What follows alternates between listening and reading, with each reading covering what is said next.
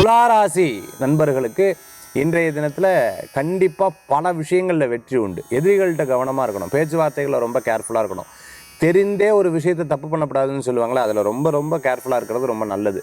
மறைமுக எதிரிகள் இருந்துட்டு இருப்பாங்க. அதே மாதிரி வேலையிலலாம் ரொம்ப ஸ்ட்ராங்காக சக்ஸஸ்ஃபுல்லாக வந்துடுவார். இன்டர்வியூ அட்டன் பண்ணீங்க அப்படின்னு சொன்னால் இன்டர்வியூவில் ஜெயிச்சு வந்துடுவீங்க.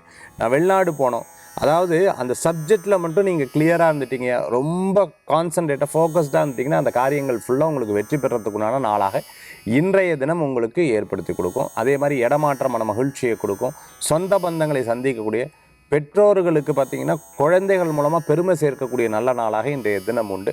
சில நேரம் ஸ்கூல்லலாம் கம்ப்ளைண்ட்லாம் வரும் இல்லையா, அதை பார்த்து உட்காந்து திட்டாமல் உட்காந்து தெளிவாக பேசி, இது இப்படி தான், ஏன் அப்பா கஷ்டப்படுறேன், ஏன் அம்மா கஷ்டப்படுறோம், ஏன் இந்த மாதிரி நம்ம வந்து இந்த இடத்துல சேர்த்துருக்கோம், இதெல்லாம் எடுத்து சொல்லி அந்த குழந்தைகளுக்கு புரிய வைக்கக்கூடிய நாளாக இருக்கும். ஒரு பாண்டிங் இருக்கக்கூடிய நாளாக இன்றைய தினம் கண்டிப்பாக உங்களுக்கு ஏற்படுத்தி கொடுக்கும். இன்றைய தினத்தை மறக்க முடியாத ஒரு ஞாபகம் ஃபேமிலியில் ஏற்பட்டும் இல்லையா, ஒரு கசப்பான சம்பவம் அதுவும் ஞாபகத்துக்கு வரும்.